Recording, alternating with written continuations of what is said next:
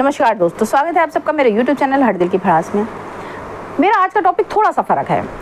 Actually generally मैं अपने इस चैनल पर राजनीतिक, धार्मिक, सामाजिक, पारिवारिक इन मुद्दों पर बात करती हूँ, लेकिन आज मैं एक थोड़ा सा डिफरेंट मुद्दा लेकर के आई हूँ। आज मेरा टॉपिक है आत्माएं, स्पिरिट्स, भूत, प्रेत, फैंटम्स।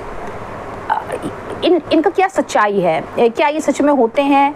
क्या वाकई जो लोग कहते हैं कि हमारा साक्षात्कार आत्मा से हुआ, हमें कोई फैंटम मिला, हमें कोई जिन्न मिला, कोई सोल थी जो ऐसे जा रही थी, हमारी उससे मुलाकात हो गई।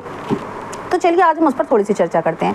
एक्चुअली ये टॉपिक कहाँ से आया? आज मैं अपने बेटे को, जो कि 10th स्टैंडर्ड में है, तो ICSE बोर्ड में एक पोम है H.W. लॉन्गफेलो की हॉन्टेड हाउसेस। उसमें ये मैं अपने बेटे को पोम पढ़ा रही थी, तो मेरे बच्चों ने मुझसे कुछ क्वेश्चंस किए जिनके आंसर मैंने दिए।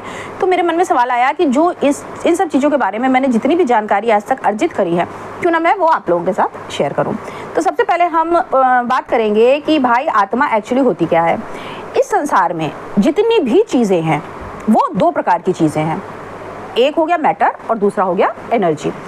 अब मैटर, जैसे सबको पता है कि हमारा शरीर 5 तत्वों से मिलकर के बना हुआ है, लेकिन हमारी आत्मा क्या है? हमारी आत्मा क्या मैटर है? नहीं, हमारी आत्मा मैटर नहीं है, हमारी आत्मा एनर्जी फॉर्म में है। तो मैटर हो गया हमारा शरीर और आत्मा हो गई हमारी एनर्जी। तो जो मैटर है, मरने के बाद ये शरीर जो 5 तत्वों से मिलकर बना है, ये वापस 5 तत्वों में विलीन हो जाता है, ये मैटर है। जो आत्मा है वो कहाँ जाती है? अब चूंकि उसके बारे में किसी के पास क्लियर ऐसी कोई इन्फॉर्मेशन नहीं है, ऐसा कोई प्रूफ प्रमाण नहीं है जिससे पता चल सके ये आत्मा कहाँ जाती है। तो इसके बारे में बहुत सारे किस्से हमारे समाज में प्रचलित हैं। कुछ लोगों का, जैसे कुछ धर्मों में ये माना जाता है कि वो सारी आत्माएं जो है वो कयामत के दिन एक दिन वापस लौट के आएंगी। कुछ धर्मों में, जैसे हमारे हिंदू धर्म में माना जाता है कि हमारे हिंदू धर्म में 3 प्रकार की चीज़ें मानी जाती हैं। एक तो ये माना जाता है कि जो बहुत पुण्य आत्माएं होती हैं वो मोक्ष की प्राप्ति कर लेती हैं। मोक्ष प्राप्ति क्या चीज़ है? मोक्ष प्राप्ति का मतलब है कि इस आत्मा का उस परमात्मा में विलय हो जाना, सीधे उनमें विलय हो गया, तो उस आत्मा का इस दुनिया में, इस धरती में जो आने जाने का चक्र है वो समाप्त हो गया, अब वो परमात्मा का अंश बन गई। दूसरा होता है मुक्ति। मुक्ति क्या चीज़ होती है? मुक्ति का मतलब होता है कि जब कोई इस संसार से मरा, तो इस संसार के बाद हमारे पुराणों में माना गया है, हमारी धार्मिक पुस्तकों में माना गया है कि कोई एक और संसार है। उस संसार में वो आत्माएं चली जाती हैं, वो इस संसार से मुक्त हो जाती हैं, इस धरती से या नर्क से, जो भी हम इसको संज्ञा देते हैं, उससे मुक्त हो जाती हैं। वहाँ जाती हैं, वो कुछ समय तक एक सुसुप्तावस्था में पड़ी रहती हैं। ये उनका रिफॉर्म होने का पीरियड होता है, यानी उन आत्माओं का शुद्धिकरण होता है। शुद्धिकरण होने के बाद उनको एक नए शरीर दिया जाता है जिसमें उनका पुनर्जन्म होता है। तीसरा कॉन्सेप्ट आता है कि जो आत्माएं भटकती हैं, कि कुछ आत्माएं ना तो मोक्ष की प्राप्ति करती हैं, ना तो मुक्ति की प्राप्ति करती हैं, और वो आत्माएं इसी ब्रह्मांड, इसी धरती पर हमारे आसपास चारों तरफ टहलती रहती हैं। तो वो आत्माएं कौन सी हैं? वो भटकती आत्माएं होती हैं। और जितने भी किस्से, कहानियाँ या जो लोग भी बातें करते हैं, वो अधिकतर यही बातें करते हैं कि भाई इन्हीं आत्माओं के, भटकती हुई आत्माओं के बारे में बात होती है, कि जो धरती पर रह गई, जिन्हें ना मुक्ति मिले ना मोक्ष मिला। तो ये आत्माएं, अब मुद्दा ये आता है कि क्या सच में लोग आत्माओं को देखते हैं? क्या सच में लोग आत्माओं से बात कर सकते हैं? क्या सच में आत्माएं लोगों का खून पीती हैं? क्या सच में आत्माएं लोगों का बुरा करती हैं? या कुछ आत्माएं लोग कहते हैं कि उन्होंने भला भी किया। तो क्या ये, भाई देखिए, हम कुछ भी अच्छा या बुरा किससे करते हैं? अपने शरीर के द्वारा करते हैं। जब हमारा शरीर ही हमारे पास नहीं रहा, यानी आत्मा का ना तो हाथ रहा, ना पैर रहा, ना मुंह रहा, ना नाक रहा, ना आँख रहा, तो वो ना दांत रहे, तो वो कैसे किसी को हार्म पहुंचा पाएगी? भाई वो आत्मा जिसके अपने पास, जैसे समझ लीजिए एक हवा के झोंके की तरह है, वो भी हवा के एक स्ट्रॉन्ग झोंके की तरह नहीं है।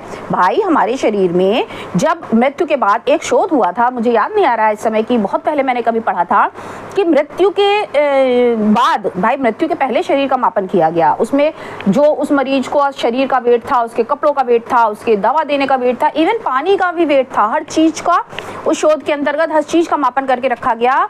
और जब आदमी मरा तो उसके अंदर बहुत कुछ मिलीग्राम की कमी आ गई, यानी वो एनर्जी का वो वेट था, वो हमारी आत्मा का वेट था, जो हमारे शरीर से, उस बंदे के शरीर से निकला और उसके शरीर में उस चीज़ की कमी आई। बहुत पहले मैंने कहीं बचपन में कोई किसी बुक में पढ़ा था। तो अब बात करते हैं कि जो आत्मा जिसके पास कुछ नहीं है, ना हाथ है, ना पैर है, ना चलने को कुछ नहीं है, वो कैसे किसी को हार्म पहुंचा पाएगी? तो अच्छा, जो लोग ये बोलते हैं वो क्या झूठ बोलते हैं? नहीं, मैं एक मनोविज्ञान की शिक्षा रही हूँ, मैंने मनोविज्ञान पढ़ा है, साइकोलॉजी पढ़ी है।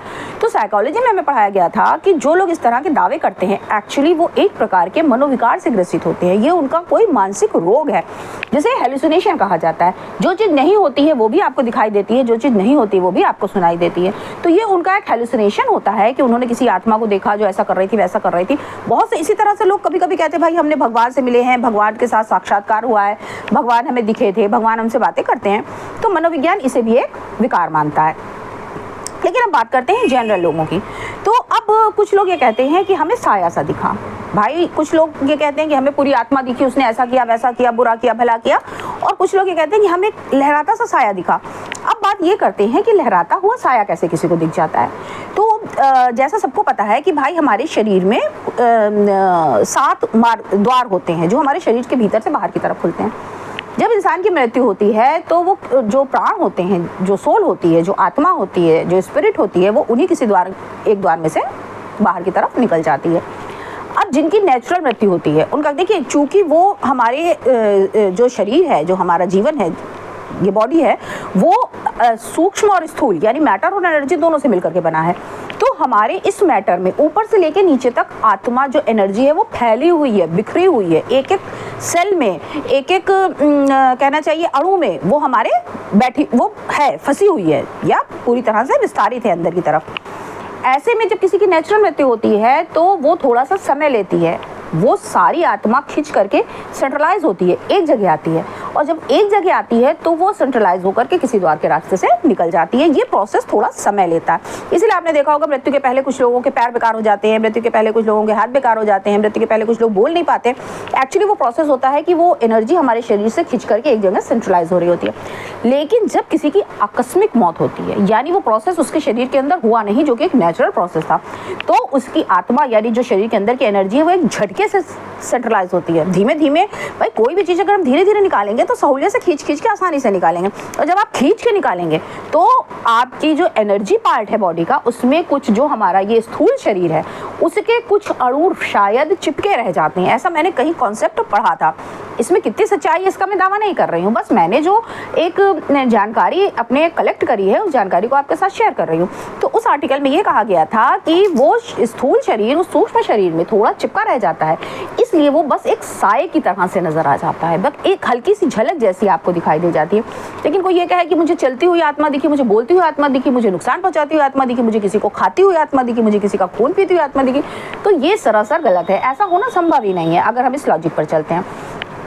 अच्छा, अब ये बात आती है कि अगर वो आत्मा हमारे शरीर से पूरी तरह निकल के चली जाती है तो पुनर्जन्म के बाद लोगों को पिछले जन्म की बातें याद कैसे रह जाती हैं। एक मुद्दा ये भी उठाया जा सकता है कि जब हमारे शरीर से उस शरीर का साथ हमेशा के लिए छूट गया, अगर हमारी आत्मा से हमारे शरीर का साथ पूरी तरह से छूट गया तो पुनर्जन्म की यादें कुछ लोगों को कैसे रह जाती हैं। अब इसका भी जहाँ तक एक्चुअली मैंने इसको कहीं पढ़ा नहीं है, जहाँ तक मेरी बुद्धि इस विषय पर सोचती है तो मुझको ये लगता है चूँकि हमारा जो दिमाग है वो हमारा दिमाग भी वेव्स पर काम करता है। भाई हमारे दिमाग हमारे शरीर को कंट्रोल करता है तरंगों के माध्यम से। वो जो भी हमारे शरीर के विभिन्न ऑर्गन्स को अपना संदेश भेजता है वो तरंगों के माध्यम से भेजता है। इसलिए ब्रेन जो है वो तरंगों के माध्यम से काम करती है और तरंगे एनर्जी में पाई जाती हैं। तरंगे जो होती हैं वो एनर्जी में होती हैं। दैट मीन्स हमारे ब्रेन का पार्ट जो शायद शरीर को पूरी तरह से कंट्रोल करता है वो एनर्जी फॉर्म, कुछ ना कुछ ब्रेन का पार्ट एनर्जी फॉर्म में ही होता है। ब्रेन जो है वो एनर्जी फॉर्म में भी होता है और मैटर फॉर्म में भी होता है। तो मैटर फॉर्म तो जल जाता है, लेकिन जो एनर्जी फॉर्म होता है ब्रेन का वो आत्मा के साथ जाता है, वो आत्मा के साथ जाता है। इसीलिए अगले जन्म में लोगों को पिछले जन्म की कुछ यादें रह जाती हैं। तो अगर आप लोगों को आत्माओं से डर लगता है, अगर आप लोगों को लगता है कि भाई आत्माएं हमें नुकसान पहुंचा सकती हैं, तो ऐसा सोचना बिल्कुल गलत है। जिसके पास अपने कोई ऑर्गन ही नहीं है, कोई मैटर ही नहीं है, जैसे कि एक हवा का झोंका हमें नुकसान नहीं पहुंचा सकता, उसी तरह कोई आत्मा, कोई रूह, कोई स्पिरिट, कोई फैंटम हमें नुकसान नहीं पहुँचा सकता है। इससे संबंधित अगर आपके पास कोई जानकारी हो तो प्लीज़ कमेंट बॉक्स में मुझे ज़रूर बताइए। और अगर आपको मेरी बातों में किसी प्रकार की भी असहमति हो तो मुझे बताइए।